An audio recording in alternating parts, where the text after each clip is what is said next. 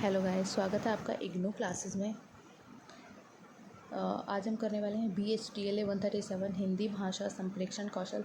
हम इसका first unit का फर्स्ट पार्ट बना चुके हैं। ये सेकंड पार्ट है जिसमें फर्स्ट पार्ट में हमने संप्रेषण का विशेषता और संप्रेषण के मूल तत्वों की हमने चर्चा की थी।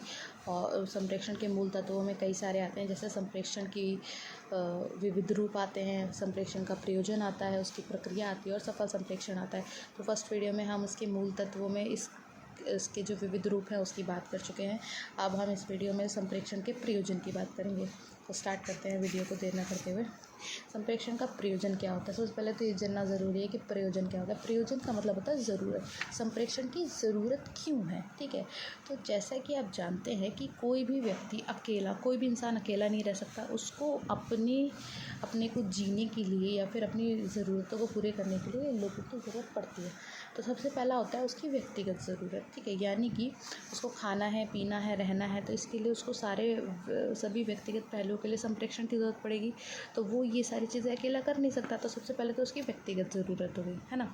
सेकंड वन इज़ व्यक्तिगत संबंध। उसको व्यक्तिगत संबंध चाहिए, यानी कि अकेला नहीं रह सकता। इसके लिए उसको मित्र चाहिए, जान पहचान के लोग चाहिए जिससे वो हालचाल पूछ सके। ठीक है, तो ये सब व्यक्तिगत संबंध बनाने के लिए उसको संप्रेषण का प्रयोजन बहुत ज़रूरी है। तीसरा, सूचना।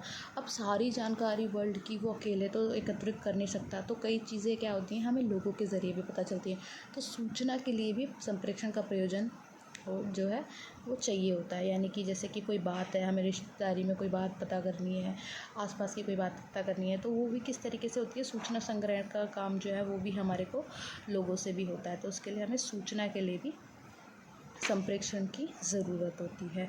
यानी कि मान लो अगर हमें सूचना चाहिए तो हमें फ़ोन से संप्रेषण करना पड़ेगा, हमें टेलीविज़न से संप्रेषण करना पड़ेगा, हमें लोगों से संप्रेषण करना पड़ेगा। ठीक है। फोर्थ वन इज़ आपस में बातचीत। आपस में बातचीत करने में भी संप्रेषण का प्रयोजन होता है। यानी कि आपस में अगर हम बातचीत करें तो भी हमें संप्रेषण करना पड़ेगा।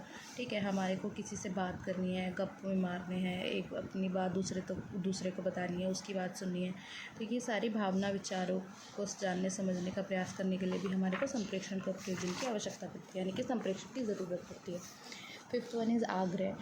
जो विज्ञापन होते हैं, जो एडवर्टाइजमेंट होते हैं, उसके लिए भी संप्रेषण की ज़रूरत पड़ती है। यानी कि मान लो जैसे कि फेयर एंड लवली है, अगर वो संप्रेषण ही नहीं करेगा हमारे साथ, एडवर्टाइजमेंट ही नहीं करेगा, तो वो अपने प्रोडक्ट्स कैसे बेच पाएगा, है ना। तो इसी तरीके से जो शैम्पू है, टूथपेस्ट है,